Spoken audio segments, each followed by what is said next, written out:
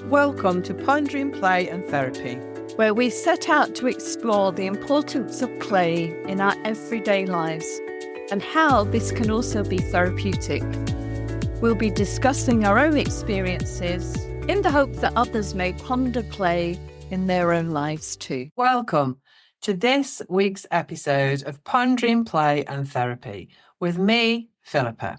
And this week, my guest is Claire, who is a clinical service lead for CAMHS, which is the Child and Adolescent Mental Health Service, where she ensures that CAMHS are providing the best mental health care that they can for children and adolescents, typically from the age of 6 to 18.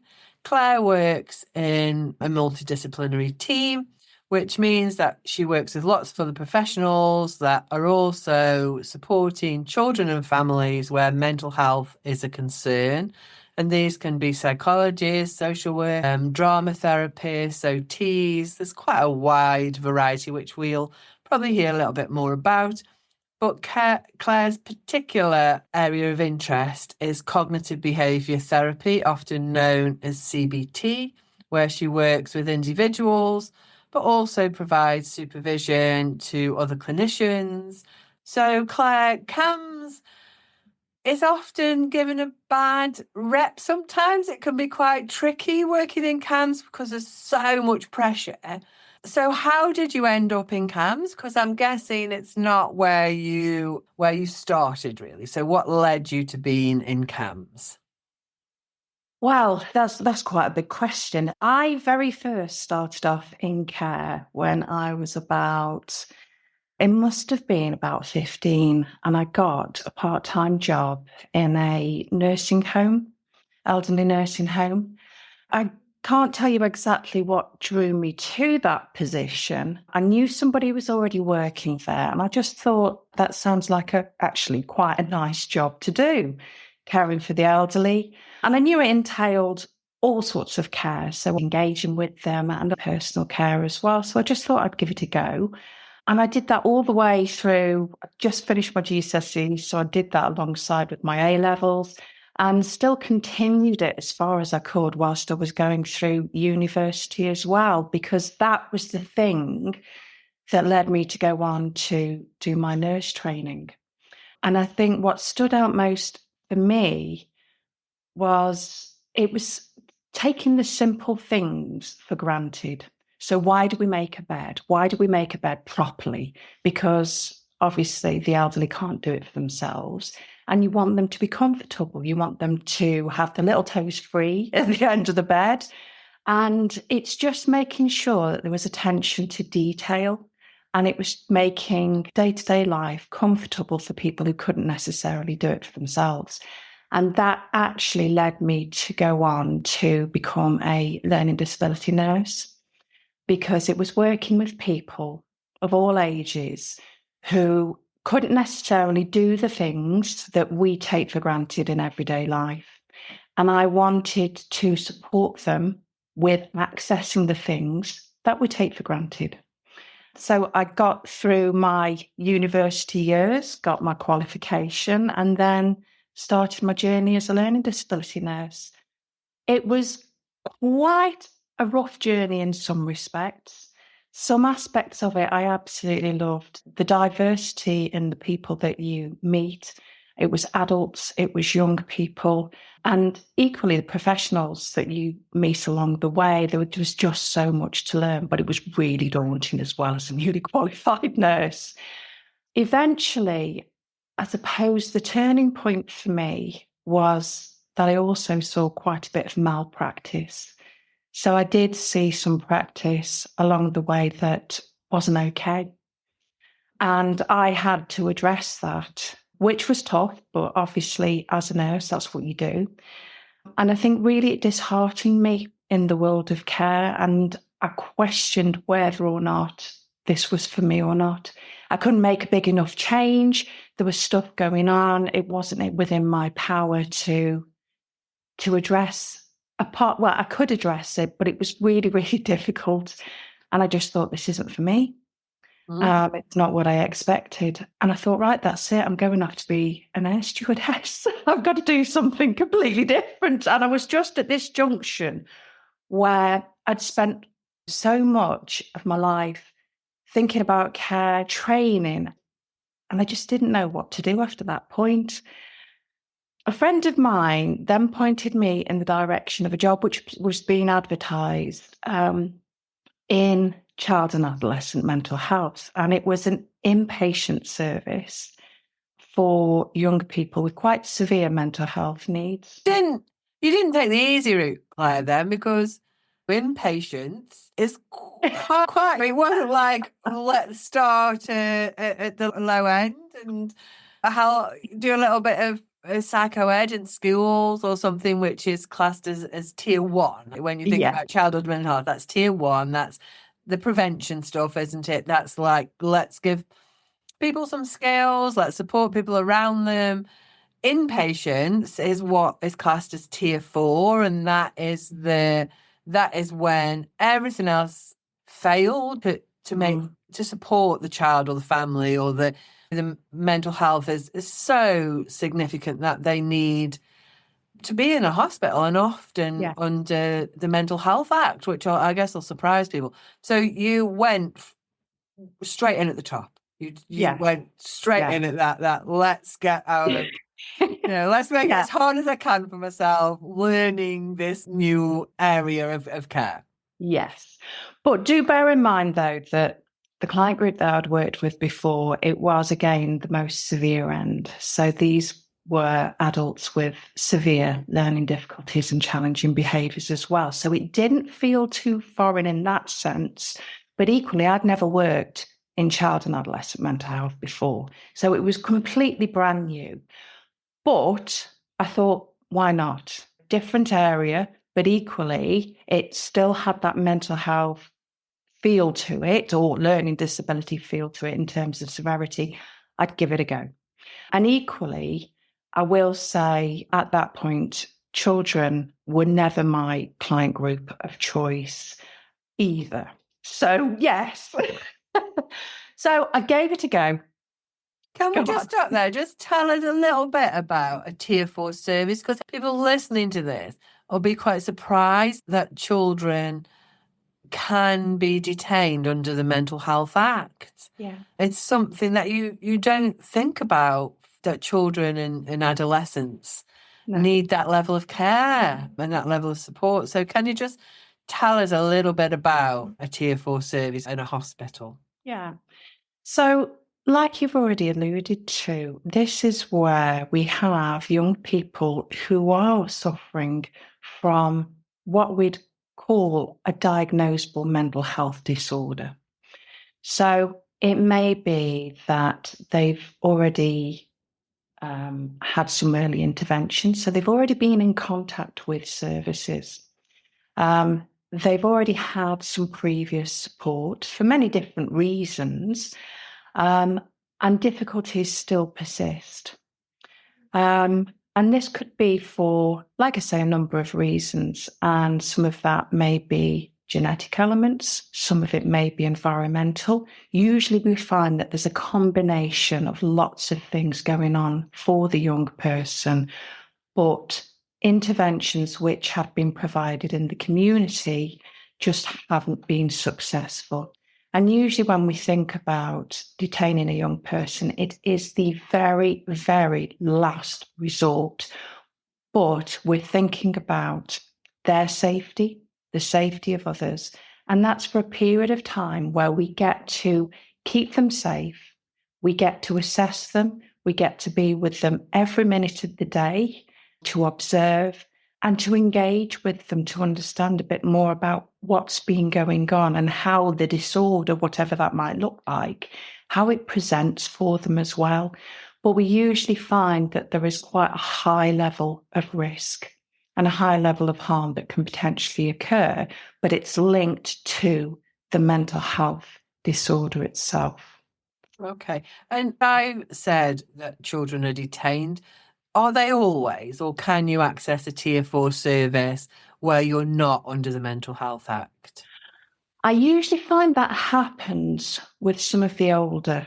So if we're thinking about adolescents, there are occasions where you may find, usually around 16 and 17, that they may choose to go in informally. Obviously, they will have the necessary professionals around them to help them to make an informed choice, but that can happen.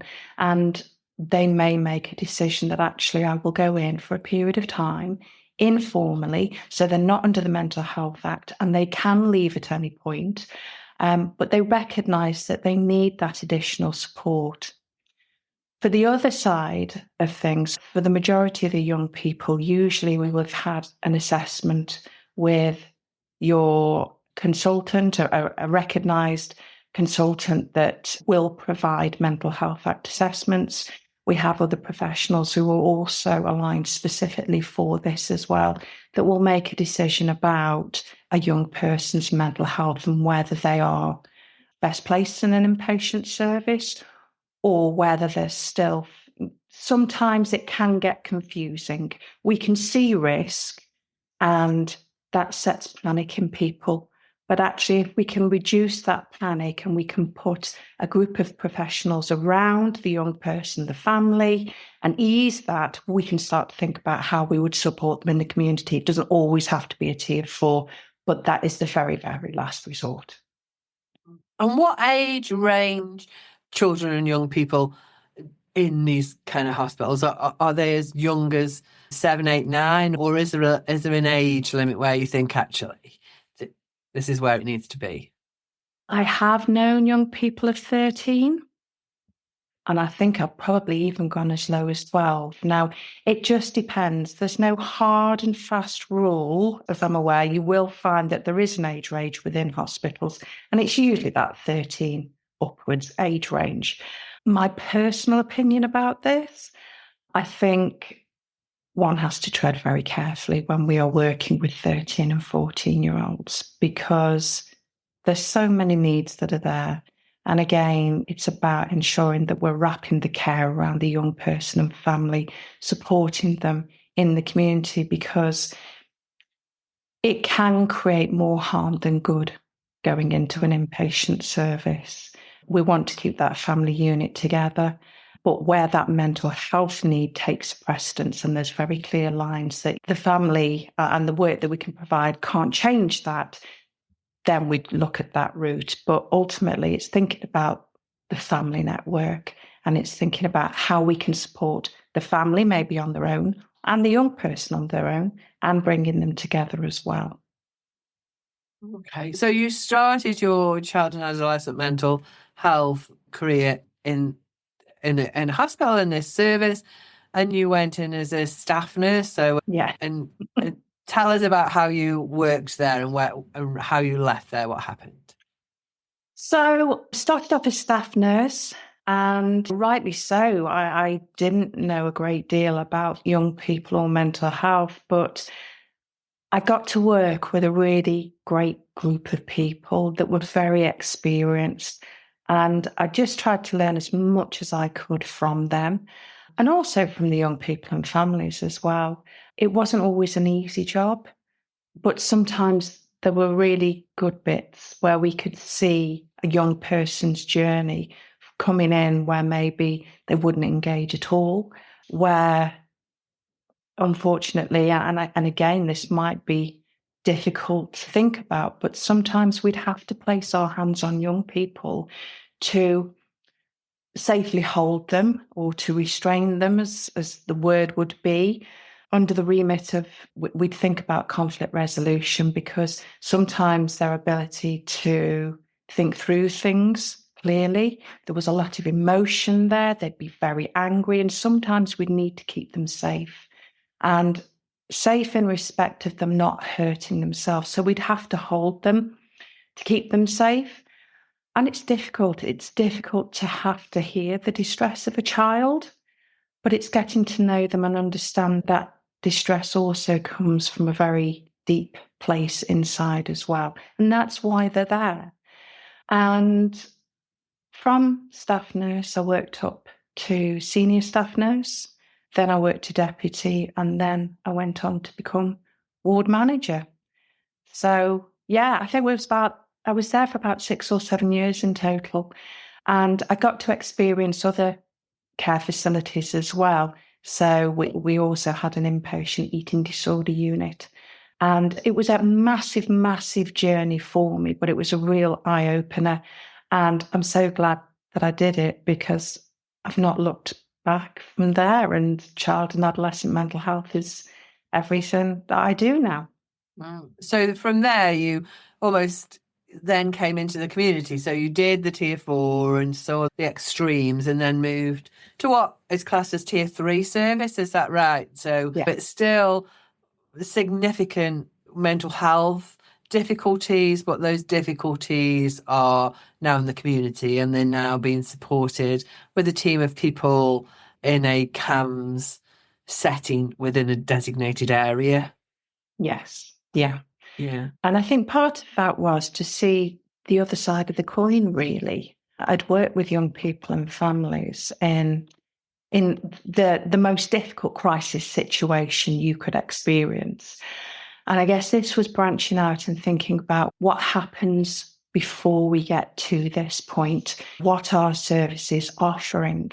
What is the therapeutic care that they talk about? There's all of this lingo, those kind of words. Oh, yes, it's therapeutic intervention, this, that, and the other. And I thought, what does that actually consist of? What care is provided and what can be provided before we ever get to the position of having to have young people detained under the Mental Health Act. So that took me on my next journey, which was for, I think it was a couple of years, because I ended up having my daughter after that. And that was in a city, working in Nottingham. So that was almost what they would class as a tier 3.5. So it's in between. We're on the verge that we could end up with hospitalisation. But equally, it was a little bit more tricky and there was also more risk than perhaps what would be managed within a CAMHS team. So it was that little bit of a grey area in between. So we were targeting young people and families that were perhaps in the most hard to reach areas. There was a criteria for 2 elements. So we had to have the mental health presentation and the mental health difficulties, but equally, they may also have a learning disability or difficulty. There may be autism that's there. They may be young offenders, or they may be sexual offenders as well. So there was a good mix of what presented, but equally they were classed as the hard to reach young people, but there was quite a bit of risk and the mental health need as well. And I got to work with a fantastic team who I did a lot of shadowing with, because I was very new to it. And I got to observe what therapy looked like, therapeutic ways of working, and equally to see what it was like in the lives of people in the community, which was a real eye-opener, because you work with so many different families from all sorts of backgrounds. Yeah, and it was a real privilege to be able to work in people's homes. Sometimes it was difficult, but it was seeing other people's lives that you may not have experienced or even thought of in your own day-to-day life. Okay, so when you talk about mental health difficulties, can you just tell us what you mean by that? What does that mean? Mental health difficulties, how I see it now, it can be a multitude of things. If we look at it on its own, it could be young people suffering from low mood or depressive symptoms. So what does that mean, low mood? That they're a bit sad because they've got to go to school? Well, sometimes it can be. But in its worst case scenario, and if we're thinking about the young people we support in CAMHS, I can think about a young person, and when we talk about low mood, yes, it can be sad. It can be feeling quite miserable. You're not really going out with your friends. So those are like those early indicators that we would expect our colleagues before CAMHS to be supporting with. And equally, that's normal. Not every day is a great day. And sometimes it's just helping people to understand that, yeah, it's okay to have these sad periods. But when we think about the young people that we work with in CAMHS, we're talking about young people that are completely disengaged from the social world. They have disengaged from school. School's become so difficult for them in a social context. They can't engage with their friends anymore. They don't go out with their friends anymore. It's really hard for them to engage even with their family at home. Their diet has decreased significantly. There's very little interest or anything in day-to-day life which motivates them. The preference is to stay in bed, have the curtains drawn, and sometimes the sleep pattern is totally out of sync, so they will prefer to sleep throughout the day and be awake at night. There are also thoughts that come with this in respect of, what's the point in me even being alive?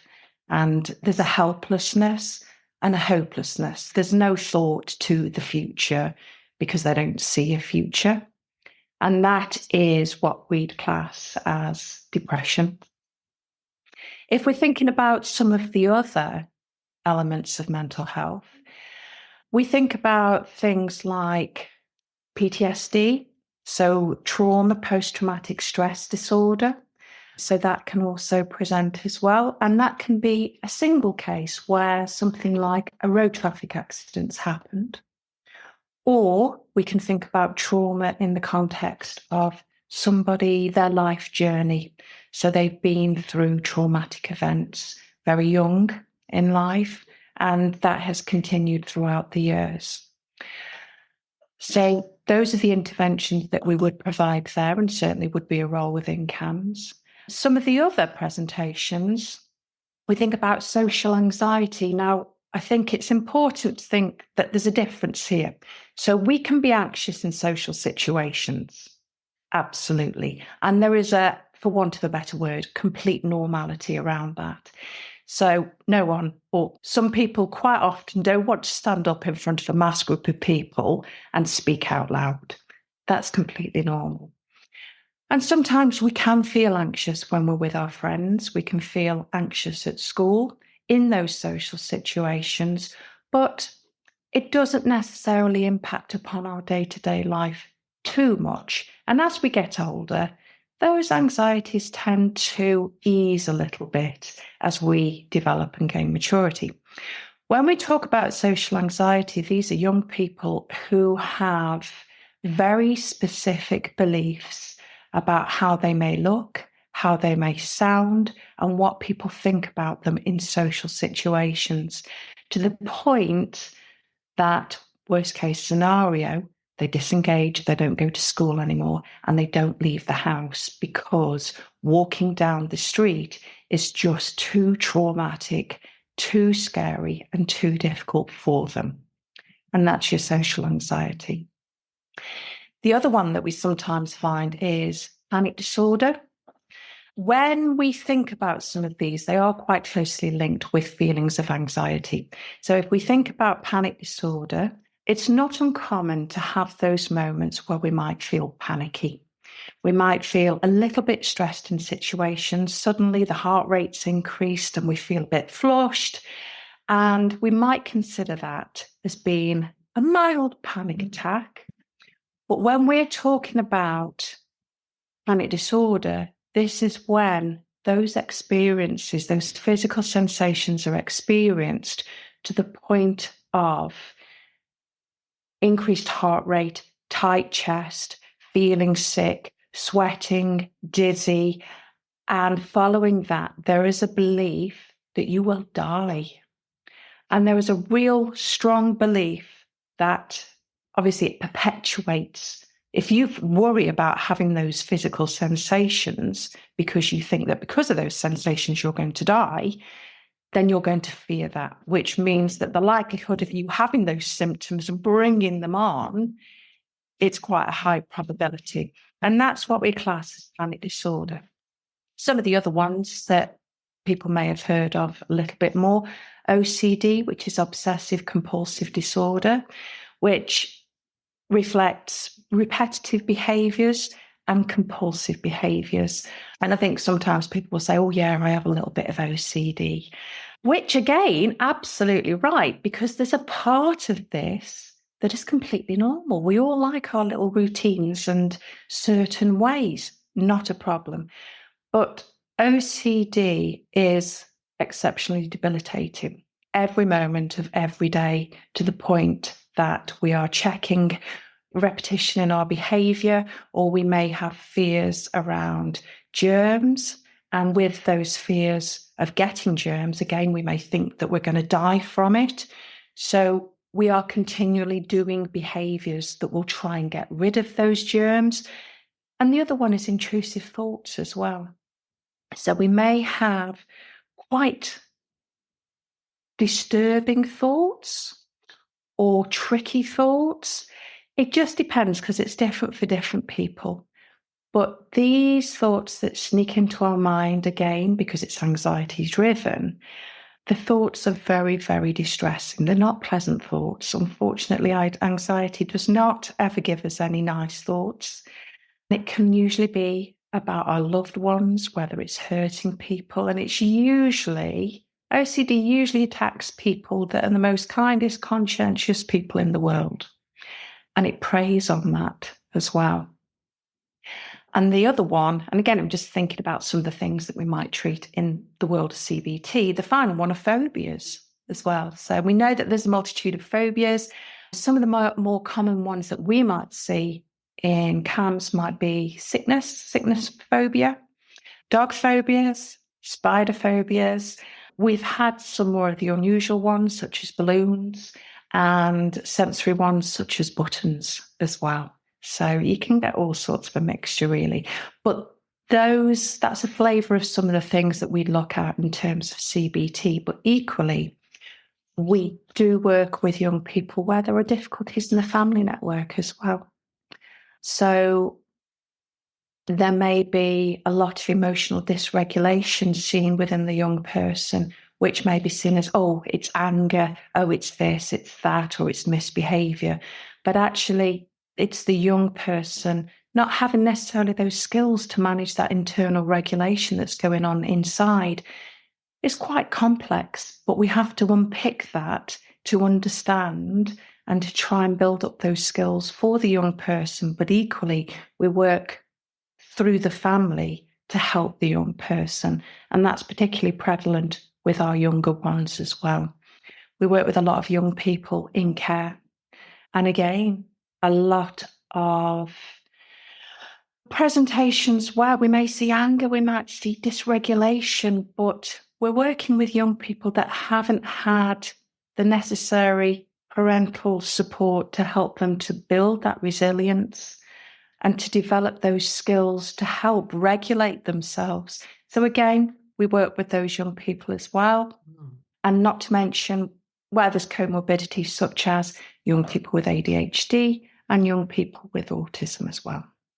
Gosh, it sounds like there's such a variety of support and care offered for a wide range of disorders. It sounds like when I was listening to you that they come to the CAMHS Tier 3 service when these things are having significant impacts on their daily life. So you might be experiencing some of these things and might need support and guidance and professional input. But it's when it's really impacting a young person or family's life. So they're not attending school and they can't leave their room and they're not doing the self-care, or there's high levels of fear, or there's risk of real impact to self and those things from the thoughts or the experiences they have, that they're coming to Tier 3. That maybe there's interventions that happen before then to try and prevent the Tier 3 service. Is that right? Yes. So we have our reach into schools now. So some schools do advocate our mental health in schools teams as well. So these are teams allocated to schools in different areas, and they provide earlier intervention. So it's the early intervention where maybe a young person is experiencing some of those difficulties. So when we said before, low mood, it's not depression, but we can see that there's a change in how they're feeling. They're experiencing low moods. They might be a bit tearful, or equally, they might be angry. Depression isn't always about crying. So it's that first line intervention, and they will use CBT-based interventions, and they have a multitude of different tools in the toolbox as well. But they're a short intervention, so it may be 6 to 8 sessions. And sometimes that can be enough, and they do some fantastic work. But when that isn't enough, and we recognise that actually the problem is persisting, or there's something, it's a bit like an onion. You've peeled off a few of the layers, and actually we need to peel off more of the layers to get down to the centre of what's happening. So they provide the early intervention. And then if things are still persisting, if the difficulties are still persisting, or they are finding that actually there's more than meets the eye here, then they will refer to us as well. And we can do some more of that more intense work. And I think sometimes there's a little bit of a misconception in the fact that sometimes families feel that they're getting a bit of a disservice by going to mental health in school teams. And actually, we want to go to CAMHS, we want the proper intervention, and they see it as a stepping stone. But actually, when coming to CAMHS, what we ask of parents and young people, it's really difficult. This is not easy work to do. So if we can do it the simplest, the quickest, and the least intrusive way possible, we're going to go down that route first, because they don't do dissimilar work to what we do. It's just at a more gentler and a more informal level. You don't take a sledgehammer to crack a walnut. And if that's enough, absolutely fine. But if it's not, then we can build upon that. So the stuff that they've already done is invaluable, absolutely.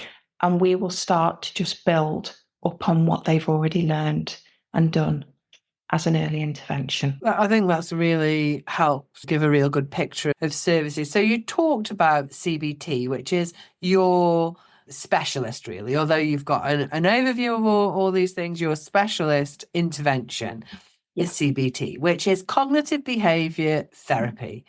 And everybody does CBT, Claire, don't they? Oh, yes. So everybody does CBT.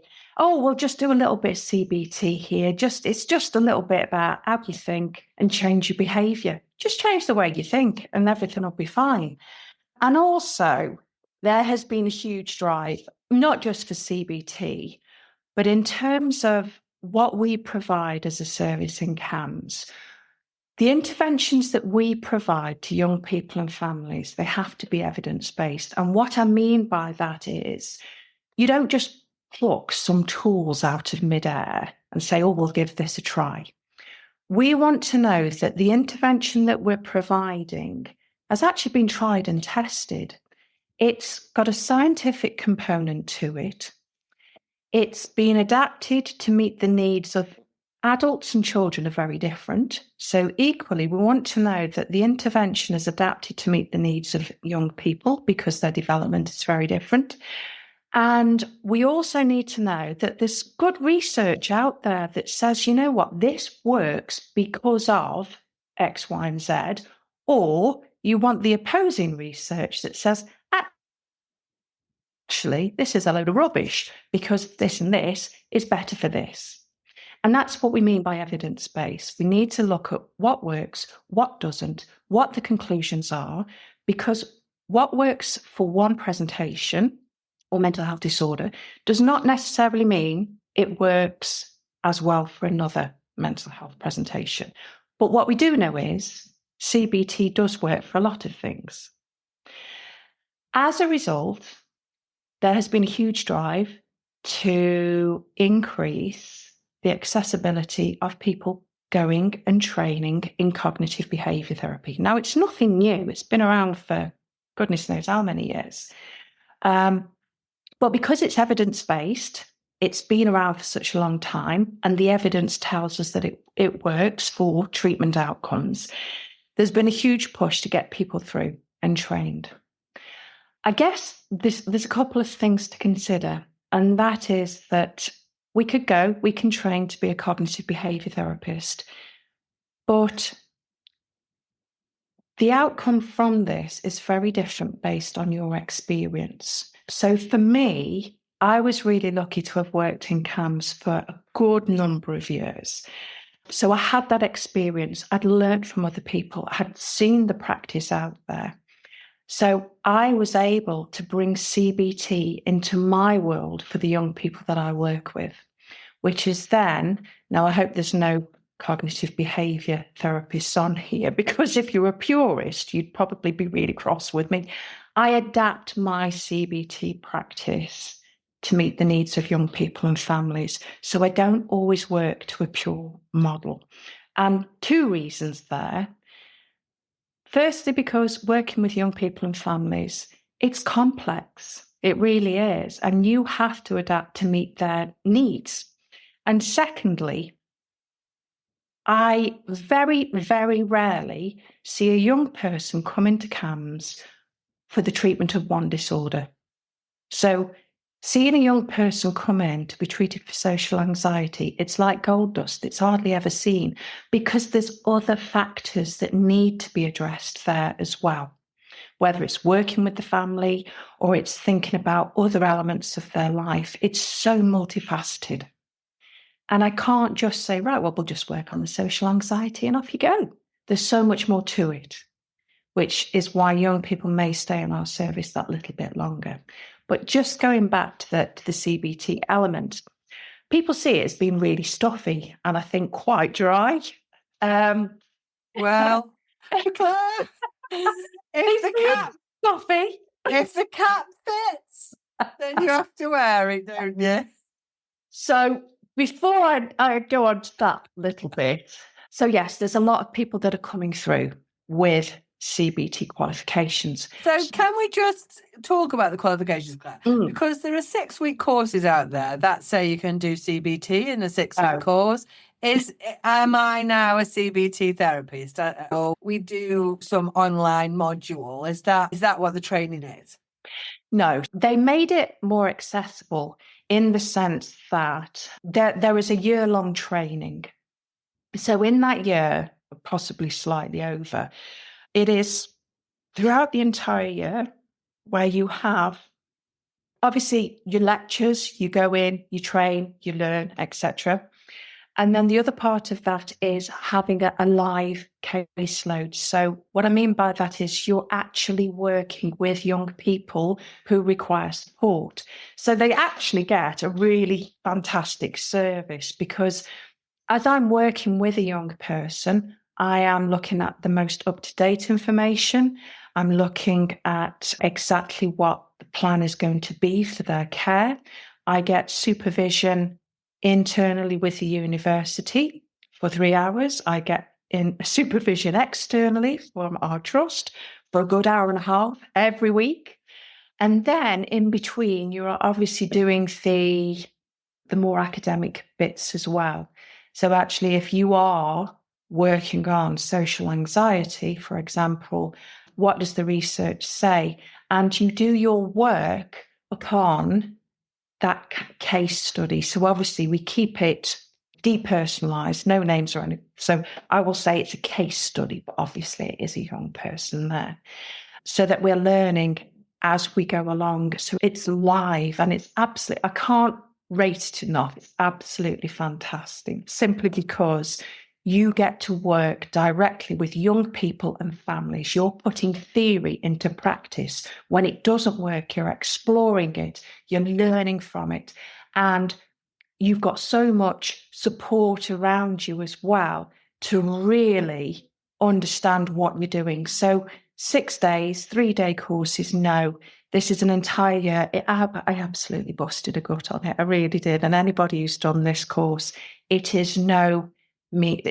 It's a real toughie to do, but so worth it because it breaks you down as a practitioner to build you back up in the world of CBT from not just your textbooks of how you treat something, but how do you engage with somebody? How do you make that time meaningful with a young person in session and engage them in the process and work as a journey together?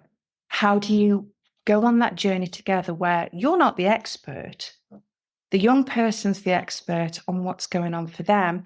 You are the expert with the toolbox. One can't do it without the other. So it's absolutely fantastic in breaking down your understanding of how to therapeutically engage somebody. As I say, can't rate it enough.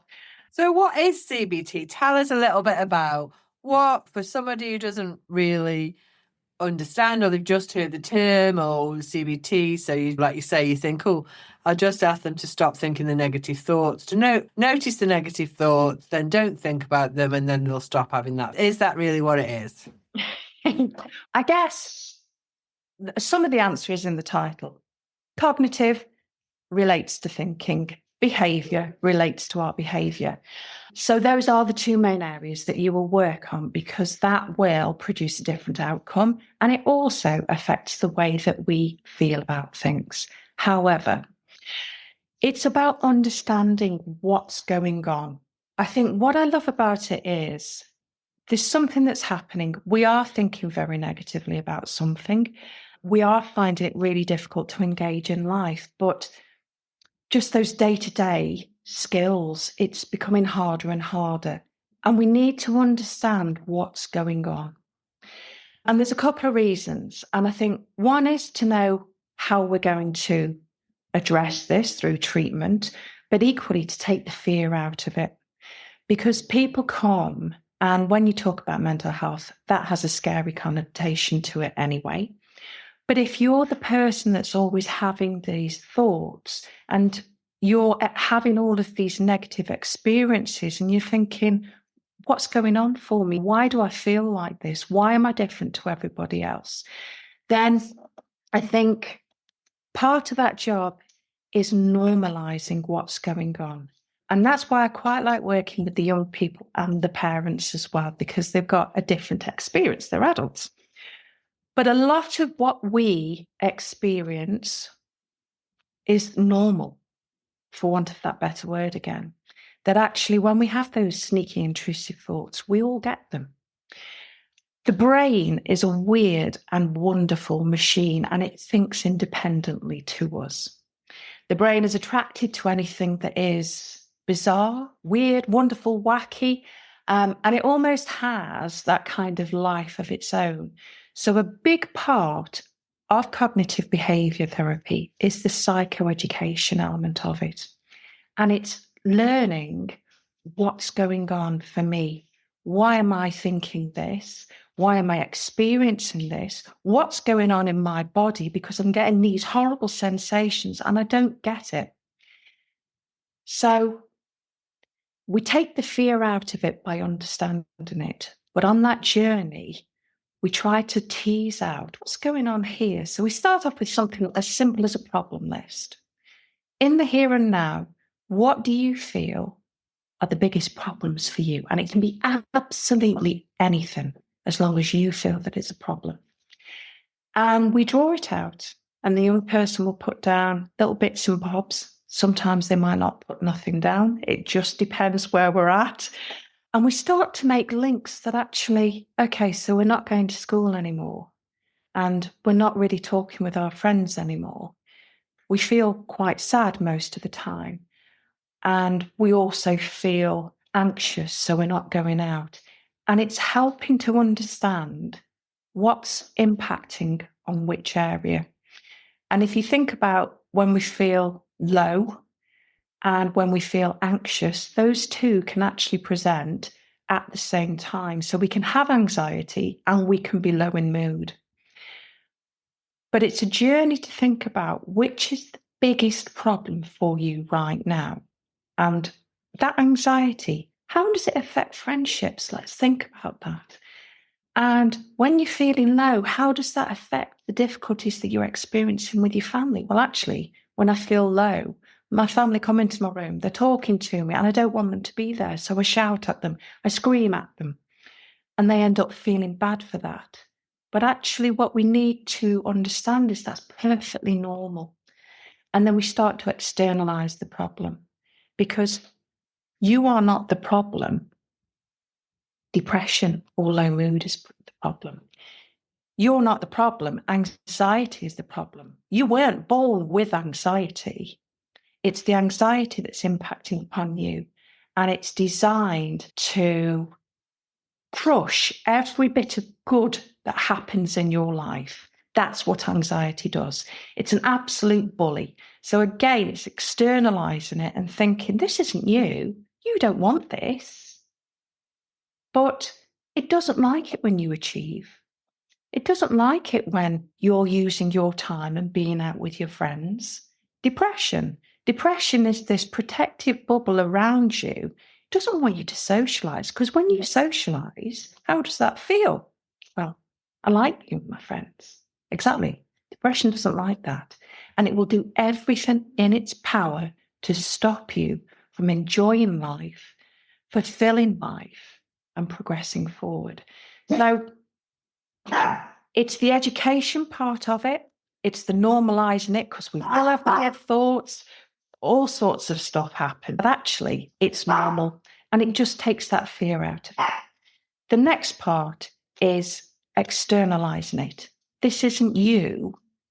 This is depression, or this is anxiety, or it's the OCD, and it's a bully. So again, if we can separate the issue from the young person, that really helps as well. And it helps the family to see the problem and become a little bit more protective to try and draw the child out of it, because anxiety seeps into the family network. It not only controls the young person, anxiety controls the family as well. It's very, very powerful. After those bits, then we can go on to what we call behavioural experiments. So once we understand how it presents for the young person, we may incorporate the family as well. We think about, right, what do we do to tackle this now? Because, okay, for example, we may have intrusive thoughts, but the idea of intervention is not to stop the intrusive thought, even though the young person wants it to stop. What we're going to do is invite it. We're going to incite it, because what we're going to do is not be fearful of it anymore, because a thought is just a thought. And we can think whatever we want. Doesn't mean we're a bad person. Doesn't mean I could think about, many times I've thought about throwing my laptop out the window when it's not working or fast enough, but it doesn't mean I'm going to do it. However, for some people who have intrusive thoughts, they believe that by having that thought, they are a bad person. That by having that thought, they will act upon it. And it's our job of working together to help them to go on a journey to find out that actually by having that thought, it's okay. Because the thought is just a thought. It doesn't define who I am, and it doesn't mean I'll act upon it. And that requires us to test out some of the theories. That's very scary.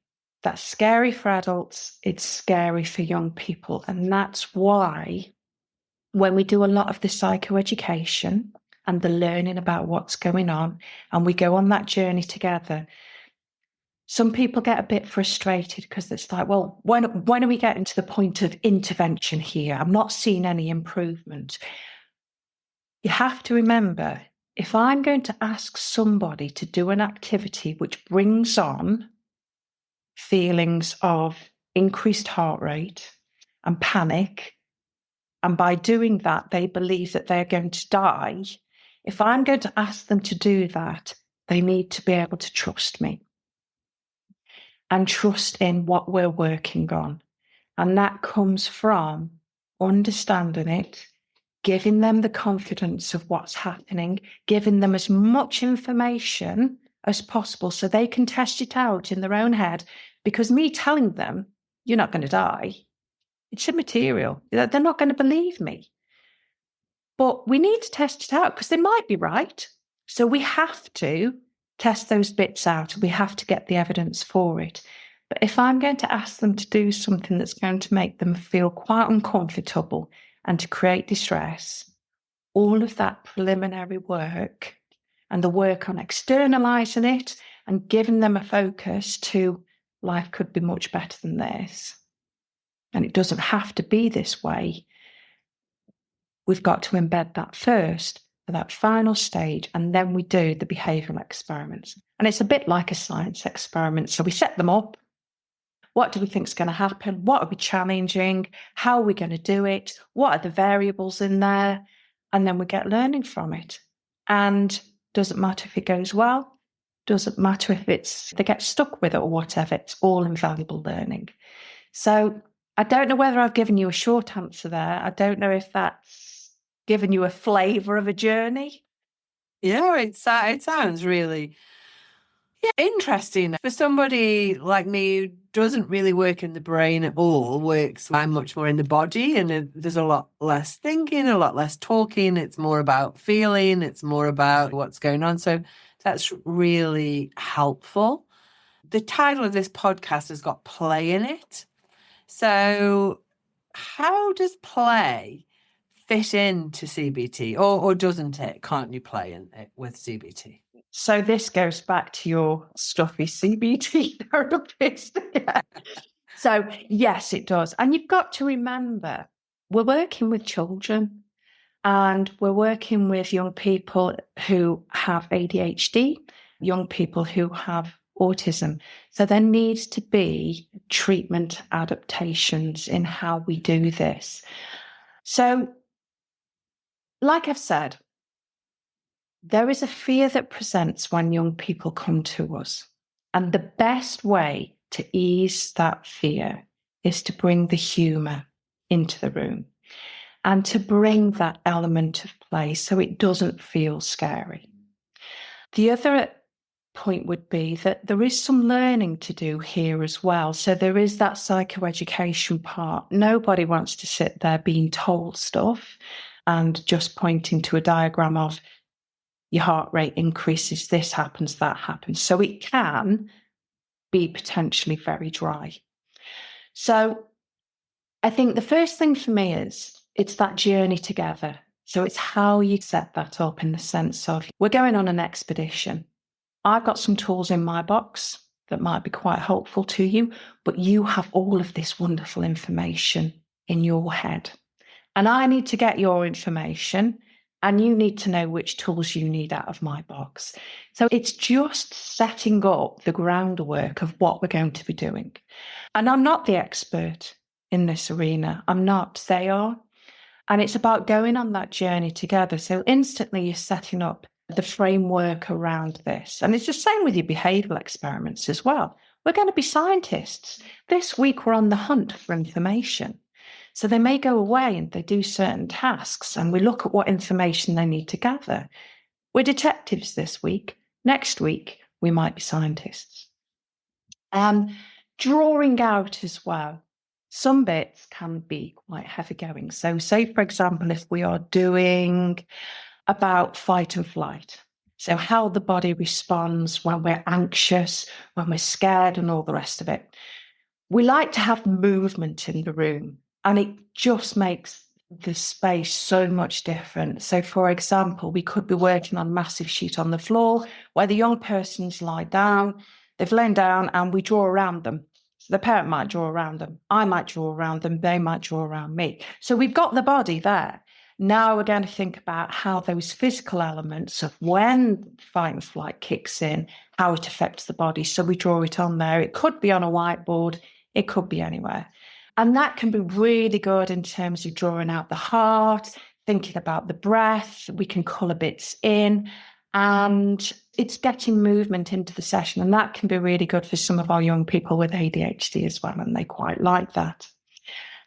We draw things out in the session as well, when we write down a little bit of an agenda at the beginning and we draw out our formulation, and the formulation bit helps them to understand that when this problem presents, what does it do? And every time they get into a tricky patch or they experience that difficulty, they can put it into this little diagram and they can say, oh yeah, I know what's happening. So when that thought came in there, it affected me that way. It did this, it did that. And again, it just helps to ease that fear. But we draw it out and we don't know, does it go this way? Which colour are we using? We draw a massive diagram out. And again, it just keeps them engaged in it, but equally, it makes it their work.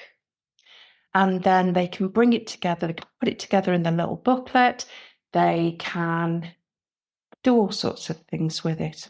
Now, when we're externalizing the problem, so we're trying to separate the young person from the anxiety, or the young person from the low mood, or young person from the obsessive compulsive disorder, sometimes they name it.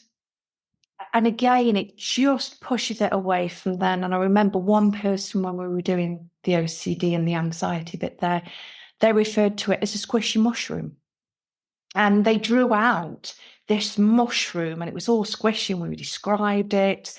And we were able to do some visualization work with that actually, when they became a little bit more empowered and they were talking back to it, that actually, no, I'm not going to do this just because you say it.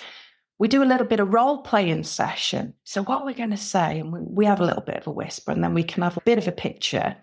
And I might shout at the picture of what I would say to it. And then they might say, well, actually, no, I'm not doing this today because I'm going to go out and play with my friends. So it's that role play that we have in there as well. And it's the visualization that actually, what are you going to do to this mushroom? So when it's there again and it's whispering in your ear and you can hear it saying, da, da, da, da, she goes, I'm going to stamp on it. Show me how you're going to stamp on that squishy mushroom. And then we do it in session and we have a good stamp on it.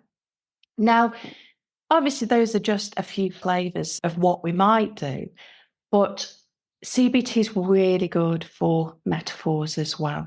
So little stories along the way.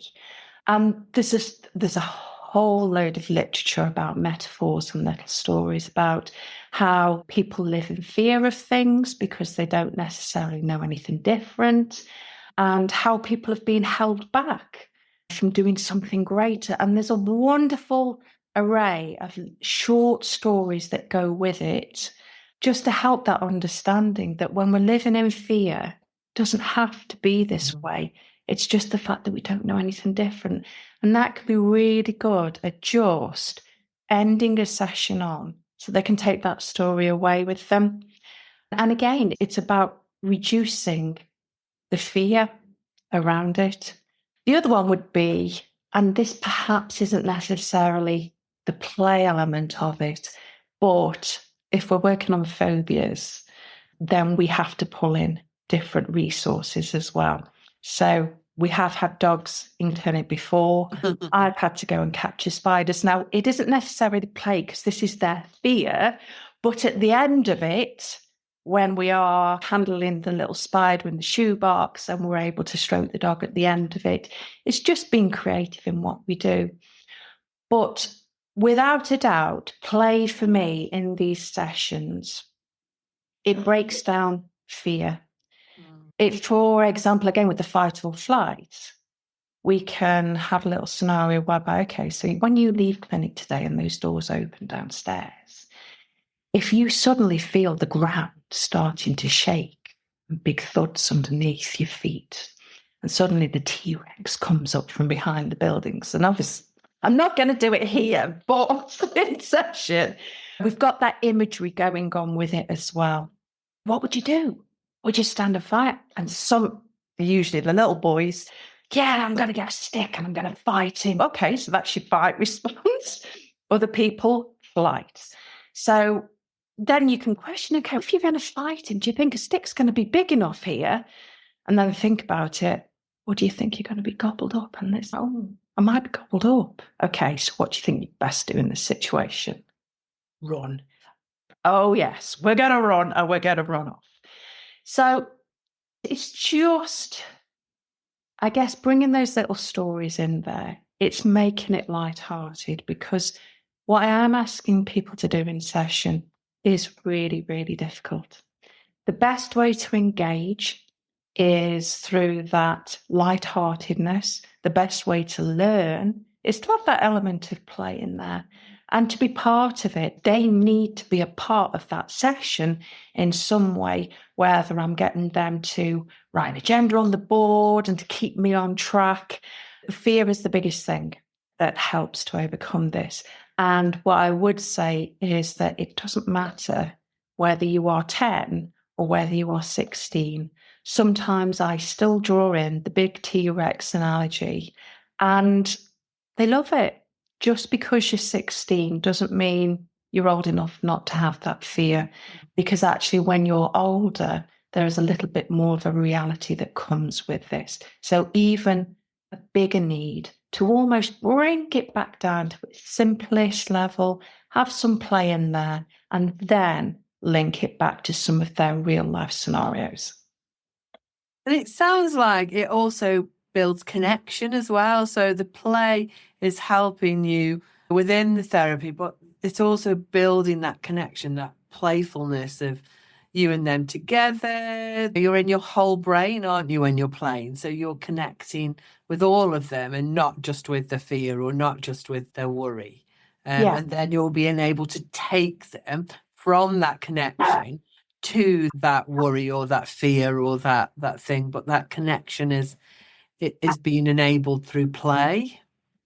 And that was the biggest thing that I learned from doing the CBT element.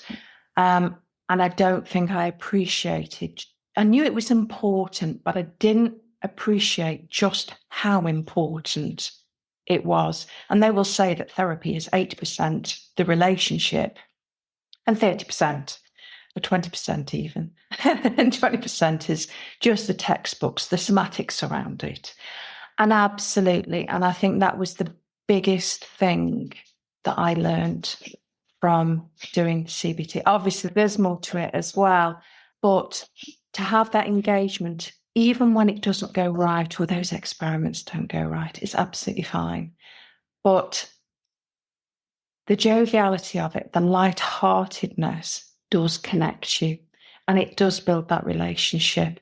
And the young person and the family, they need to be able to feel that they can trust you, like I say, if you're going to ask them to do some really, really challenging things. And it's produced some of the most wonderful outcomes.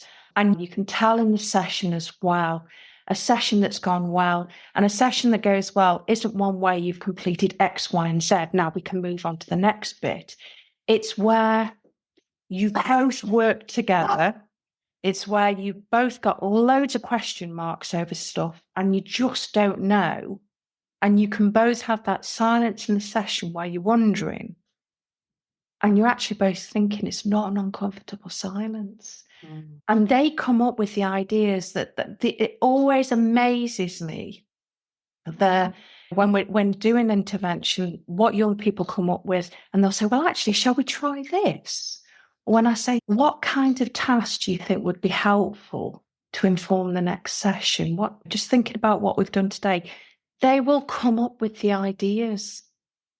And it's absolutely brilliant when that happens because they're owning it. They're thinking about it. They are there in the moment. And that is the best thing you could ever feel when you're doing that work and intervention. Well, that's fantastic, Claire. I think it's a really good place to start to wind this up. But I'm guessing if there's parents or carers listening to this and feel like they might need a bit of support or guidance, where is the first place for them to go? What would you advise them to do? I would think about linking in with your school first. Majority of schools do have, for us, it's mental health in schools teams. For other areas, it might be called something different, but it's just thinking what support is there to start off with. And that is a really good way of just gently introducing your child into the therapeutic arena and not scaring them off. And if that's enough, fantastic. Now, if your school doesn't have access to that, there will be other organisations specific to your area again, and they'll be more independent, but they'll be linked in somewhere along the lines. But there will be individual providers within your area, and school will know of them, that you could link in for some low-level intervention. So you could do it that way. And equally, if there are further concerns, that's when we would expect those professionals to then link in with ourselves if they weren't seeing the progression that they were hoping for, or if they think, well, actually, no, we definitely need CAMHS at this point. Equally, CAMHS have a self-referral. I think it's most areas, certainly we do, but there's nothing to stop parents to make a self-referral to CAMHS. Don't be put off, because we might say, yes, absolutely appropriate for us, but if it isn't appropriate for us, we don't just leave people. We will guide you back to the right path that we think would be most beneficial at that moment in time. That's wonderful. And then for clinicians or practitioners, if they wanted to go on and do the training in CBT, do they need to contact a university? Is there a website? Where would they find out more about becoming an accredited CBT therapist? Yeah, it's through IAPT. Please don't ask me what that stands for, because I can't remember. And I should do. Improving access to psychological therapies. There we go, remembered it. So this was under the IAPT initiative, but if you do link in with universities, then you will see whether or not they do have access to CBT under the IAPT initiative. It does need to be young person focused, though.